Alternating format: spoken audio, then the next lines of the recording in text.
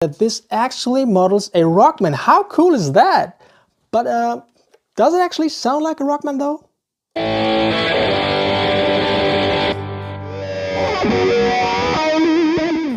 Alright, today we're checking out the Boss Drive Zone, the OD-20 to be exact, which is a blast from the past because this pedal is part of a series that Boss introduced in the early 2000s. I'm talking about 2001 to 3 maybe, if I'm not mistaken. Anyways, this pedal is part of a series that introduced the DD-20, which is a delay, or the CE-20, which is a kick-ass chorus that I would love to try out someday, or even the SL-20, or the rotary ensemble, which Boss just released in a single stompbox form, and many more. Now, before we checking out what this is all about, I would like to thank my buddy John, aka Fatty Patty 2x4, for sending this. He sent me this in exchange for my Behringer Centaur Overdrive that I borrowed him. So after this video, this bad boy is heading back across the ocean, and it was very, very expensive to ship from California to Germany. If you would like to know how expensive, I'll reveal that at the end of the video, so stick around. Alright, in a nutshell, the OD-20 is a digital modeler. It emulates overdrive / distortion / fuzz pedals by using the COSM technology, which is Boss's modeling technology from that time era. The same as in the ME series. I already talked about the ME70. If you would like to watch this video, there you go. So not only this emulates 22 different drive pedals, some classics like the Metal Zone or the SD1 or the DS1, but also it models things like a Guv'nor or a Big Muff. And my mind was actually blown when I saw that this actually models a Rockman. How cool is that? But does it actually sound like a Rockman though?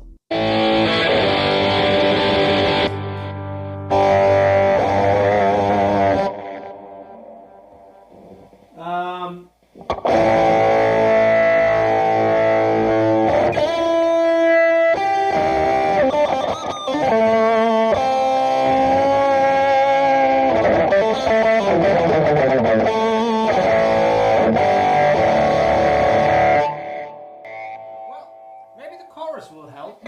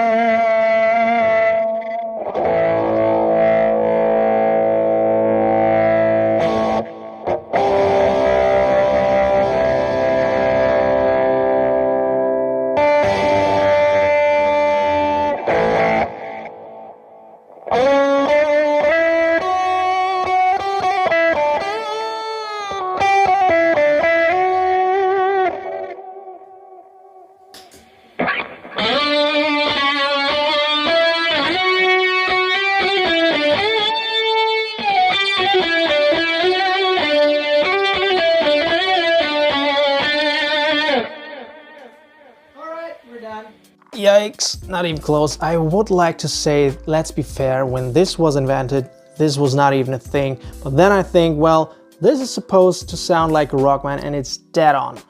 And isn't a modeler supposed to sound at least somewhat like the thing it's modeling, even if it's 22 years old?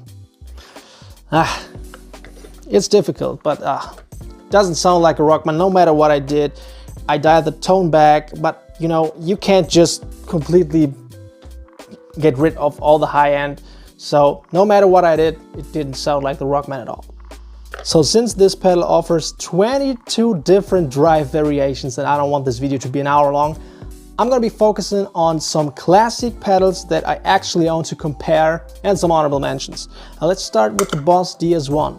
Was Boss able to emulate their own product? Let's see. So here's the clean tone from the orange Super Crush 100. Dry is about console, we add some little reverb.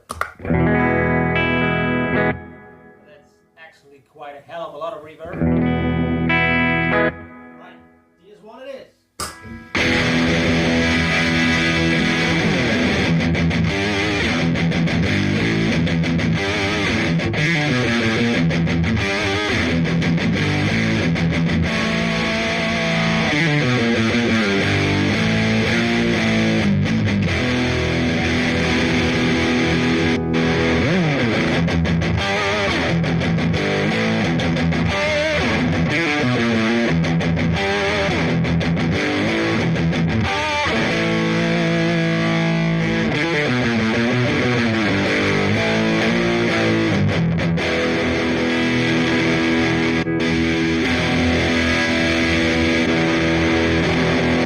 Okay, this is kind of cool because now we have a Boss DS1, although it doesn't sound 100% like the real deal, but we get to do stuff that we can't with this one. For example, we can add more low end, or we can add more gain. It has a turbo mode, and we can add the low octave, or it's called heavy octave on this one, but it's very cool. It gives a nice touch.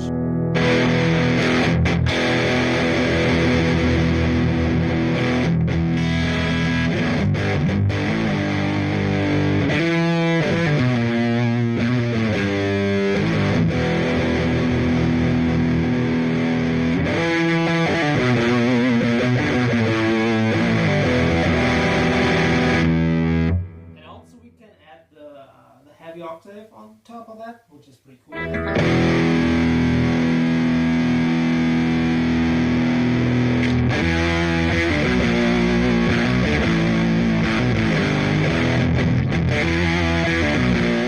Amazing. What about this one? Another cult classic pedal. Check it out.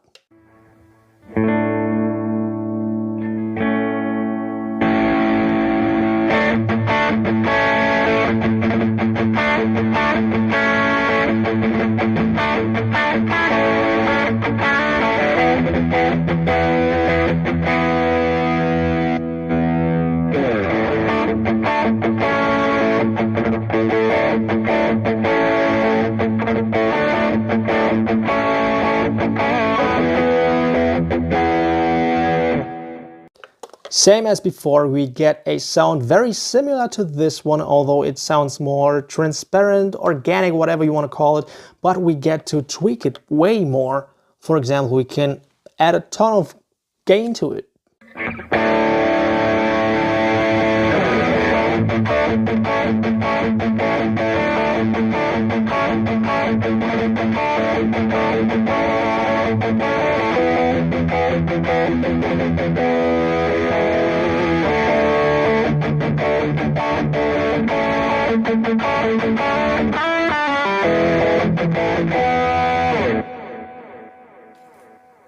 Pretty cool.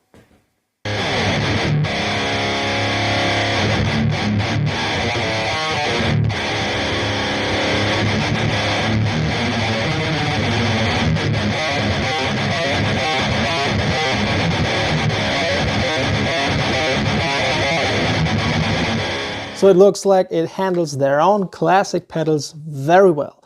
But what about the Guv'nor?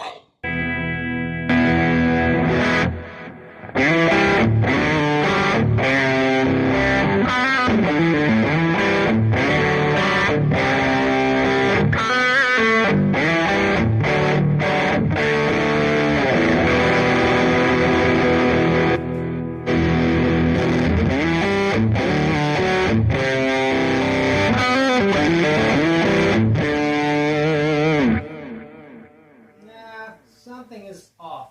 It sounds broken, to be honest.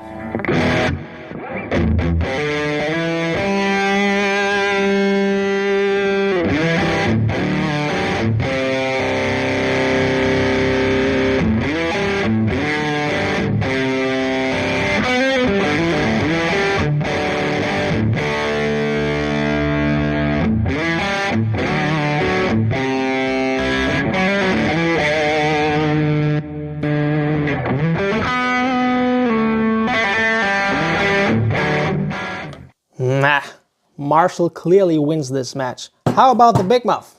What about the Big Muff?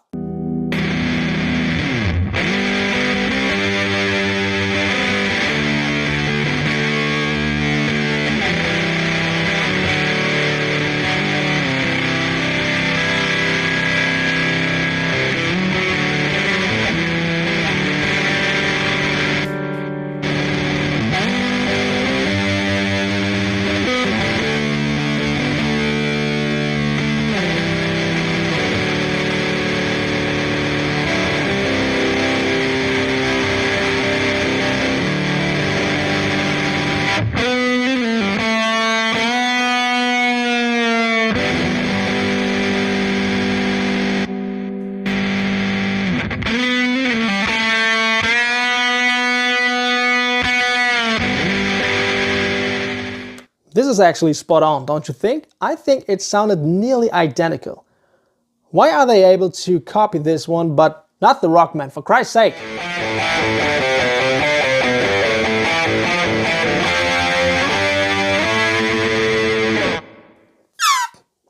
Really good. I really liked the part where it sounded absolutely nothing like a Distortion Plus. I don't know what boss were thinking, but nah, dude. They have some originals. The yellow ones here are Boss's originals.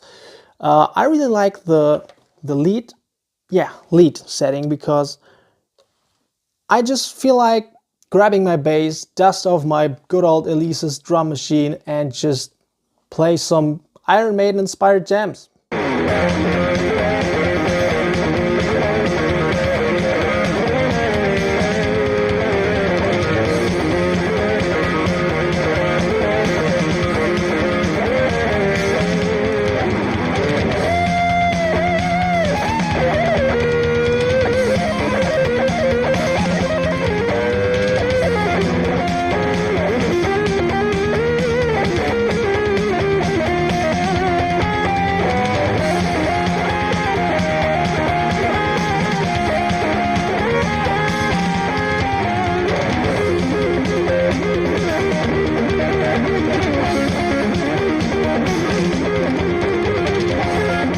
There's even a fuzz phase and an even more aggressive, if you will, sounding fuzz called the Octofuzz or something like that. Anyways, here's an entire list of all the pedals that this emulates. Quite late, but there you go.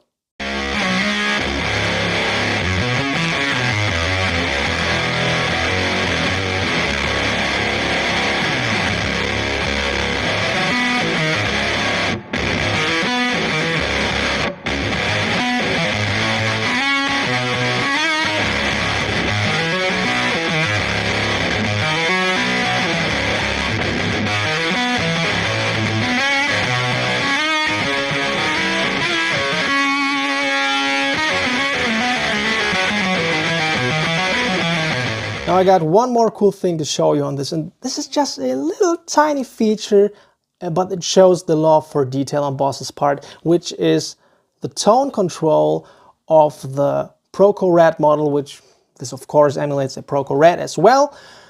On a ProCo Rat, the tone control works the other way around. So counterclockwise and the signal gets brighter, and clockwise and the signal gets darker. And they emulated that. So on the ProCo Rat setting, it actually works just like on a real ProCo Rat. They didn't have to do it, but they did. Cool.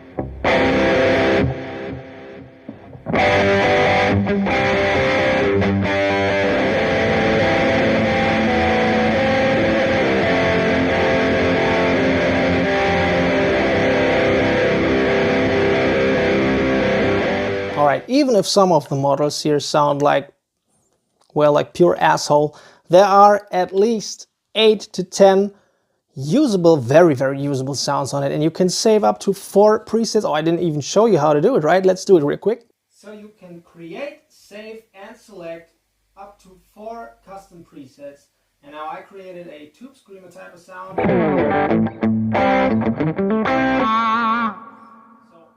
Save it on slot 1, we just press the button here until it flashes, and then we press it again. Now it's saved. And earlier I created a high gain distortion on slot number 2, so I just go over there.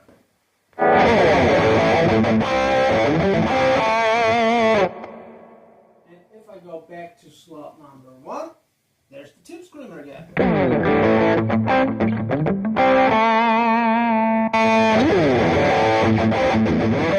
So like I said, even if there are just 8 to 10 usable presets or models in this thing, it's still a win, I would say. You can grab these for very little money, and I don't know, it takes up some space on your pedal board if you look at the size, but still, I think it's a great pedal.